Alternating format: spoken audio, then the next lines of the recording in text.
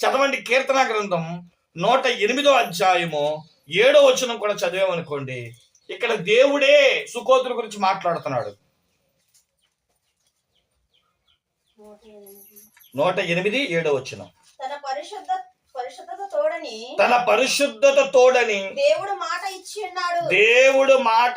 ఉన్నాడు. నేను ప్రహర్షించెదను, షెకెమును పంచిపెట్టెదను, సుకోతు లోయను కొలిపించెదను. చూడండి, ఇక్కడ దీవెనకరమైన మాట మాట్లాడుతున్నాడు. సుకోతునంట దేవుడు కొలిచి, ఇదిగో అమ్మా నీకు నీకు నీకు నీకు అని మన కేకును కొత్త చూడండి, బాగా చేయడం అంటారు దాన్ని. దేవుడు అంట నీకు ఇవ్వడానికంట, ఇదేన్ని సుకోతుని ఇవ్వడానికంట దేవుడు మనకు కొలుస్తున్నాడంట.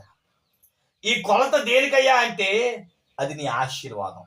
అంటే సుకోతు తాత్కాలికమైనదే, కానీ సుకోతులోనే ఆశీర్వాదం ఉంది. మీకు ఇలా చెప్తే అర్థమైద్ది. మనం ఇప్పుడు పరలోకానికి వెళ్ళాలా నరకానికి వెళ్ళాలా అని తేల్చి చెప్పేది ఏదో తెలుసా? ఈ శరీరమే. తేల్చి చెప్పేది ఏదో తెలుసా? ఈ లోకమే. తేల్చి చెప్పేది ఏంటో తెలుసా? మన భక్తి, అదే ధనమే, లేదా మనం అర్పించేది. అంటే ఏదైతే తాత్కాలికం అని అనుకుంటున్నామో ఆ తాత్కాలికాన్ని దేవుడు ఏం చేశాడంటే ఆశీర్వాదకరంగా మార్చాడు. అంటే అర్థం ఏంటి తెలుసా? నువ్వు భక్తిపరుడుగా నేను ఈ పాపం చేయను అని ఈ శరీరంతో ఒక భక్తి చేసావు అనుకోండి, ఈ భక్తి అంట మనకి ముక్తిని ప్రసాదిస్తుందంట. దేవునికి మహిమ కలుగును గాక. ఈ శరీరం నీ సుఖాల కోసం వాడకుండా చూడండి, మీ దేహముతో దేవుణ్ణి ఏం చేయాలంట? మత్తయి సువార్త 5:16 దేవుణ్ణి మహిమ పరచాలి. ఇప్పుడు ఈ శరీరంతో మనం పనికిమాలన్నీ చేస్తూ ఉంటాం.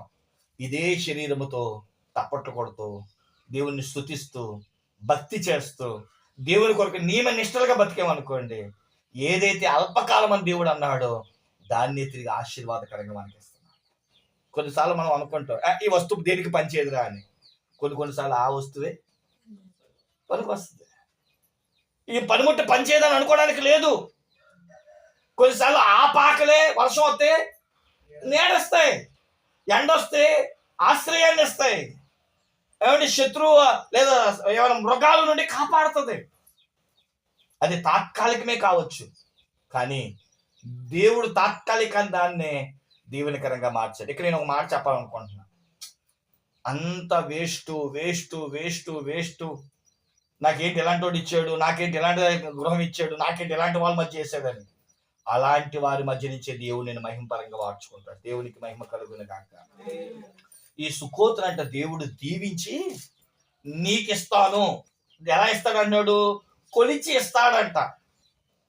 సుకోతులో కొన్ని ఆశీర్వాదాలు ఉన్నాయి.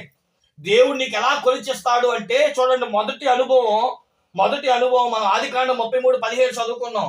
అసలు సుకోత్ అంటే ఏంటి? ఏమండి, యాకోబు గారు కొన్ని పాకలు వేసాడు, ఆ పాకలు వేయడాన్ని బట్టి దానికి సుకోత్ అని పేరు వచ్చింది అన్నారు. అంటే సుకోత్ ఏంటి అంటే యాకోబు ఉండే స్థలము, అంతేగా. సుకోతు అంటే యాకోబు ఉండే స్థలము. ఇప్పుడు దేవుడు ఏమన్నాడు? యాకోబు స్థలాన్ని నీకు ఇచ్చేస్తాను అన్నాడు. దేవునికి స్తోత్రం చెప్పండి. అది లోకంలోనే ఉన్నది. అసలు లోకంలో ఉన్న ఆ యాకోబు స్థలం ఎలాంటిది? చదవండి, నిర్గమాకాండం 24వ అధ్యాయం 5వ వచనం. నిర్గమాకాండం 24:5.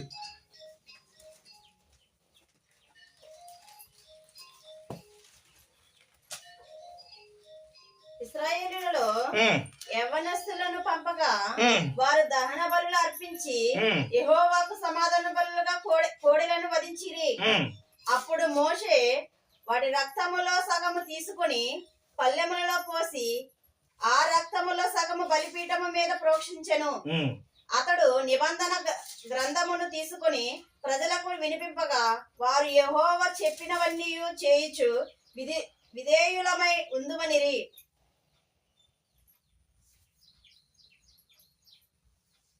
నేను కొంచెం ఇది రాసినట్టున్నా. అంటే యాకోబు యొక్క నివాసం ఎలాంటిదని రాయబడిందంటే, ఒకసారి సంఖ్యాకాండం చూద్దాం. 24:5. సంఖ్యాకాండం, నిర్గమకాండం అని రాశాను. సంఖ్యాకాండం 24:5 చదవండి అమ్మా. యాకోబు నీ గుడారములు ఇశ్రాయేలు నీ నివాస స్థలములు ఎంతో రమ్యమైనవి. చాలండి. యాకోబు గుడారం ఎలాంటిదంటండి? పాకే, కానీ అది రమ్యమైనది.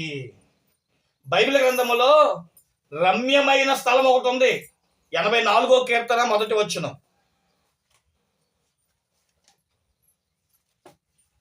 84వ కీర్తన 1వ వచనం. 84. సైన్యములకు అధిపతియగు యెహోవా, నీ నివాసములు ఎంత రమ్యములు.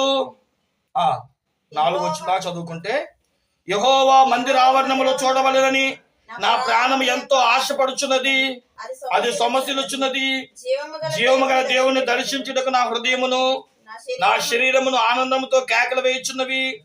సైన్యములకు అధిపతికి యెహోవా, నా రాజా, నా దేవా, నీ బలిపీఠమునొద్ద నీ పిచ్చుకలకు నివాసము దొరుకును, పిల్లలు పెట్టుటకు వానకోవులకు గూడు స్థలము దొరికెను. నీ మందిరమునందు నివసించువారు ధన్యులు. 84వ కీర్తన అంతా మందిరాన్ని గురించి రాస్తూ ఉంటాడు. ఒక మాటలో చెప్పాలంటే యాకోబు గుడారం అంటే ఏంటయ్యా అంటే దేవుని ప్రార్థనా మందిరమే, ప్రార్థనా స్థలమే. ఇప్పుడు దేవుడికి ఏమిస్తానంటున్నాడు? ఈ మాట చదువుకున్నప్పుడు మీకు ఎలా అనిపించిందో కానీ నాకు ఎలా అనిపించింది అంటే, సుకోతును దేవుడు నీకు కొలిచేస్తా అన్నాడు కదా, ఈ సంవత్సరము నీకు ఒక చక్కటి రమ్యమైన ప్రార్థనా స్థలాన్ని మీ వీధుల గుట్ట ప్రాంతానికి ఇచ్చునుగాక. మీకు కూడా ఆశ ఉందన్నమాట.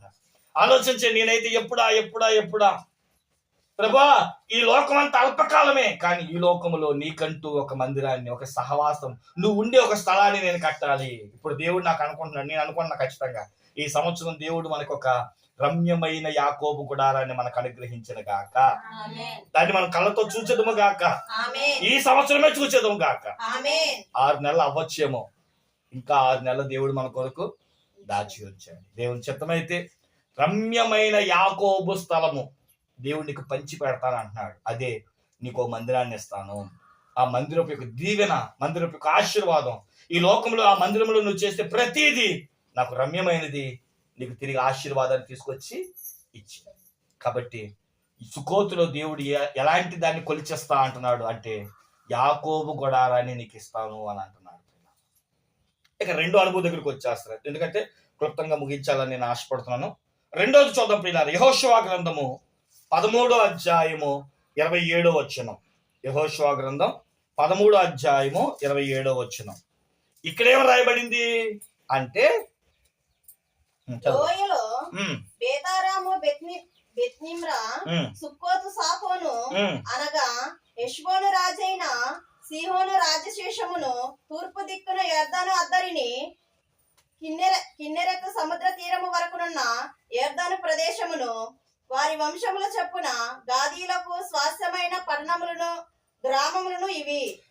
యెహోషువ ఆ 12 గోత్రాలకు స్వాస్థ్యాలు ఇవ్వడం మొదలెట్టాడు. అబ్బాయి, ఈదులగుంటలో అలాగ అనుకుందాం, ఈదులగుంట నీది, నీకమ్మా నీకు బాయినేడు పాక, నీకు 30.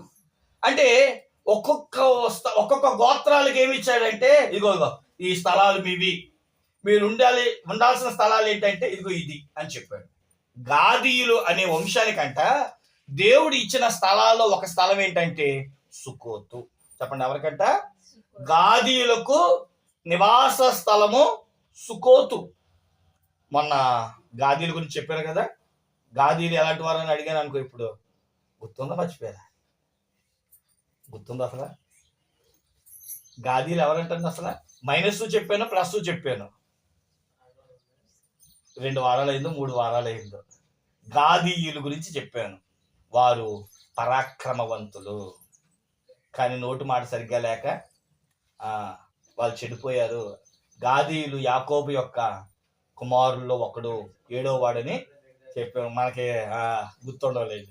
సరే, గాదీయులు ఎలాంటి వారో ఒక్క ముక్కలో చెప్పేస్తాను.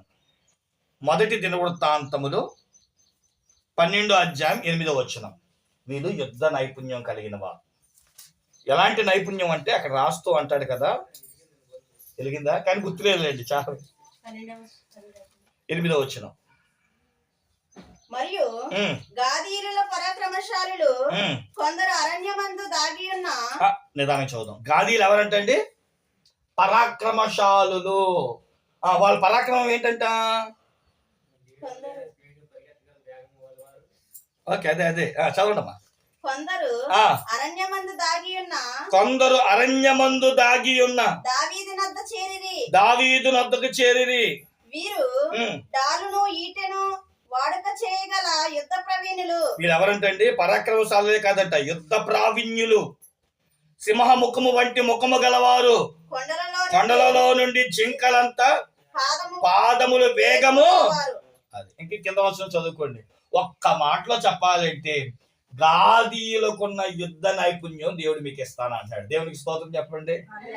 తెల్లారు లెగిసిన కాడి నుంచి యుద్ధమైన ఇంట్లో యుద్ధం అంటే గొడవలు ఆడుకోవడం కాదండి. లేచిన కాడి నుంచి పనులు, పోరాటం, యుద్ధ పోరాటం, ఆత్మీయ పోరాటం. ఈ శరీరం అంటది తినమో తాగుమో అంటది. ఈరోజు శుక్రవారం నేను ఉపవాసం అంటాం మనం, ఏమండి? అలాగే నిద్రపో పర్లేదు అంటది. లేదు లేదు ఈరోజు సన్నిధి కోవడానికి వెళ్ళాలి, నేను దేవుని మందిరానికి నడవాలంటాం మనం. ఈ శరీరముతో పోరాటం, లోకముతో పోరాటం. అందుకని బైబిల్ చెప్పిన మాట ఏంటో తెలుసా? గాదీలు ఎవరో తెలుసా? యుద్ధ ప్రావీణ్యులు. అంటే ఒక్క మాటలో చెప్పాలంటే ఎవరి ముందైనా గెలవచ్చేమో, ఎవరి ముందైనా యుద్ధం చేయొచ్చేమో, కానీ గాదీలతో మట్టిగా యుద్ధం చేయడం అంటే అంత సామాన్యమైన విషయము.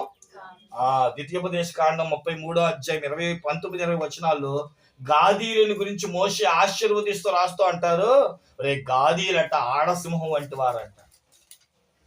విచిత్రం ఏంటంటే ఇప్పుడు మగోళ్ళు పనికి వెళ్తున్నారు, ఆడవాళ్ళు ఇంట్లో ఉంటున్నారు. కానీ సింహం అలా కాదంట. ఆడసింహం పని ఏంటంటే వేటాడడానికి వెళ్ళిద్దంట, మగ సింహం ఏమో పిల్లల్ని చూసుకుంటుందంట.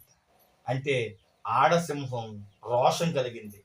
ఒక మాటలో చెప్పాలంటే దేవుడంట భక్తి చేయడంలో ఈ లోకంలో మనందరికి రోషం ఇచ్చిన గాక. మగోళ్ళ కంటే ఆడోళ్ళే ఎక్కువ దేవుని సన్నిధిలో, సహవాసములో, ఆత్మీయతలో ఎక్కువ భక్తి చేయుదురు గాక. ఏదో మీరు ఉన్నారని చెప్పి నేను అంటలేదు, కానీ బైబిల్ స్పష్టంగా చెప్తున్న మాట ఏంటో తెలుసా? గాదీయుల యొక్క స్వాస్థ్యాన్ని మీకు ఇస్తా. సుకోత్ ఎవరిది? గాదీయులు. గాదీయులు ఎవరు? పరాక్రమవంతులు. నేను ప్లస్ చెప్తున్నా, మైనస్ చెప్పట్లేదు. గాదీయుల యొక్క లోపాలు నేను ఎత్తట్లేదు, కానీ వారికి ఉన్న గొప్ప ఆశీర్వాదం ఏంటంటే యుద్ధ వీరులు, ప్రావీణ్యము. వాళ్ళు సింహముఖం వంటి వారు. వారంట లేడీ వలె పరిగెత్తగలిగిన సత్తు కలిగిన వారు. ఒక ఆశీర్వాదం, ఒక దీవెన, ఒక పరాక్రమము దేవునికి ఇస్తానంటున్నాడు. ఒకటేమో యాకోబు పొందిన ఆశీర్వాదాన్ని ఇస్తానంటున్నాడు. రెండవది గాదీయుల యొక్క ఆశీర్వాదం, స్వాస్థ్యాన్ని నీకు ఇస్తాను. ఇక చివరి మాట చదువు ముగించేసుకుందాం. మొదటి రాజుల గ్రంథం 7వ అధ్యాయం 46వ వచనం. మొదటి రాజుల గ్రంథం 7:46. ఇది చెప్పి మనం ముగించుకుందాం, ప్రార్థనలోకి వెళ్దాం. మొదటి రాజుల గ్రంథం మైదానమందు సుక్కోతునకును సారేతానునకును మధ్య జిగట భూమి యందు రాజు వాటిని పోత పోయించెను. అయితే ఈ ఉపకరణములు అతి విస్తారములైనందున సొలొమోను ఎత్తు. చాలండి. ఇక్కడ ఏం రాయబడిందంటే దేవాలయాన్ని కట్టేటప్పుడు అంట సొలొమోను మహారాజుకి సుకోతు అలాగే శారాతాను ఈ మైదానంలోనంట దేవాలయపు యొక్క రాళ్లకు మధ్యలో జిగట మన్ను అవసరమైతే ఎక్కడ దొరికిందంటే అది జిగట మన్ను అనే దాన్ని. అలాగే మోషేకి కూడా వాళ్ళ అమ్మ కీలు పోస్తుంది. కీలు నవాహు గారు కూడా ఆ యొక్క మానులతో వాడ చేసినప్పుడు అక్కడ కూడా ఏం రాస్తాడు? కీలు. ఇవన్నీ పరిశుద్ధతకు సాదృశ్యం. మన దేవుడంట ఈ సుకోతులో ఉన్న వారికి పరిశుద్ధతను ఆశీర్వాదకరంగా ఇస్తాడంట. యాకోబు ప్రార్థన ఇస్తాడంట, గాదు యొక్క పరాక్రమం ఇస్తాడంట, దేవాలయం యొక్క పరిశుద్ధతను మనకిస్తాడంట. కాబట్టి ఏ సుకోత్ అయితే పాక అని, ఏ సుకోత్ అయితే టెంపరీ అని, ఏ సుకోత్ అయితే ఏమిటి మనకి దేహాన్ని, లోకాన్ని, మన ధనాన్ని అన్ని దేవుడు టెంపరీగా ఇచ్చానని సాతాడు అనుకుంటున్నాడు. ఆ టెంపరీలో నుంచే నువ్వు భక్తి చేయగలిగితే, దేవుడికి రోషంగా నిలబడగలిగితే, ఈ బలహీనతలో నుండి దేవుడు అంట బలవంతులు తీసుకొస్తాడంట. ఓ మాటలో చెప్పమంటారా? మనం అనుకుంటాం ఈ అమ్మేంట్రా, పెళ్లి చేసామో కొంచెం తెంగరబుచ్చులా ఉంది అనుకుంటాం. వీళ్ళు ఇల్లు ఎలా గడుపుతారో, ఈ కుటుంబం ఎలా కట్టబడుతుందో అని అనొచ్చి మాట నేను అనకూడదు. కానీ ఏమండి వాళ్ళ కుటుంబం ఏమైపోద్దా అని అనుకుంటాం. కానీ ఆ కడుపులో నుంచి వచ్చిన వంశం ఉండదు చూడండి, వాళ్ళు పెద్ద ముదురులు అయిపోతారండి. నిజంగా నేను కూడా కొన్ని కొన్ని గృహాలు చూసినప్పుడు మా మా మా వంశంలోనే మా అన్నయ్య గారు ఒక అన్నయ్య చాలా జ్ఞానం కొంచెం తక్కువ. ఆ అన్నయ్యని చూసినప్పుడల్లా, వాళ్ళకి వచ్చిన భార్యని చూసినప్పుడల్లా ఎలా బతుకుతారో, మా మా వాళ్ళు ఉన్నారు కాబట్టి సరిపోయి అనుకునేవాడిని. ఈ రోజు వాళ్ళ పాప వచ్చిందండి, ఎంత ముదురంటే ఎవరైనా ప్రసాదం పంచిపెట్టినప్పుడు మా అమ్మకి మా నాన్నగారిని కూడా లెక్కెట్టుకుని తీసుకెళ్ళిద్ది. నేను అనుకున్నాను, ఒకళ్ళు బలహీనతలో నుండి దేవుడు ఏం తీసుకొస్తాడంట, బలవంతులు తీసుకొస్తాడంట. కాబట్టి మీ ఆశీర్వాదం ఇక్కడితో ఆగిపోయిందని అనుకోమాకండి. నీలో నుండి దేవుడు ఒక గొప్ప ఆశీర్వాదాన్ని పైకి తీసుకొచ్చిన గాక. అందరూ అనుకున్నారు టెంపరీ, ఏమీ లేదు, ఏం అయిపోయిందని, కానీ అందులో నుంచి బలం వచ్చిన గాక. దూది చెట్టు చాలా తేలిగ్గా ఉంటది, ఒక్క చేతితో ఎరక్కొట్టేవచ్చు, కానీ అందులో నుంచి వచ్చి బలమైన దూది బలమైన వస్తువులు తయారు చేస్తుంది. కాబట్టి ప్రియులారా, ఈ లోకములో ఉన్న వాటిని చూసి ఏంటి నా జీవితం బతుకైపోయింది, అయోమయ పరిస్థితి అయిపోయింది అని అనుకుంటున్నావేమో. బలహీనతలో నుండి బలం వచ్చును. సింహాన్ని చూసి అంటాడు కదా, బలహీనమైన వాటిలో నుండి బలమైన ఆహారాన్ని వచ్చింది అంటాడు సంసోను. అలాగే మనం కూడా ప్రియులారా, ఈ లోకాన్ని చూసి, శరీరాన్ని చూసి, ఈ మనకున్న చుట్టుపక్కల చూసి ఏమి లేదు అనుకోమాకండి. దేవుడు ఎందుకో చెప్పమన్నాడు, నీలో నుండి ఒక గొప్ప ఆశీర్వాదం రాబోతుంది, బలహీనమైన వాటిలో నుండి బలం రాబోతుంది. కాబట్టి ప్రియులారా, అట్టి ఆశీర్వాదాన్ని నీ కొరకు నా కొరకు కలవరి సిలువలో యేసయ్య సిలువ మీద ప్రాణం పెట్టింది నేను ఎలా వదిలేయడానికి కాదు, నీకు గొప్ప ఆశీర్వాదం ఇవ్వడానికి. కాబట్టి సుకోతు, నేను బలహీనమైన దాన్నే, కానీ నాలో నుండి బలం పుట్టుకొచ్చింది, నాలో నుండి దీవెన పుట్టుకొచ్చింది. ఏమీ లేని చోట ఏది ఉన్నది దాన్ని దేవుడు తీసుకొస్తున్నట్టు, దేవుడు లేని దానిలోంచి ఉన్నదాన్ని, బలహీన దానిలోంచి బలాన్ని మన దేవుడు తీసుకొస్తాడు. అట్టి ఆశీర్వాదం వింటున్న మీకు, ప్రకటించిన నాకు దేవుడు దయచేయను గాక. తల వంచని ప్రార్థన చేసుకుంటాం.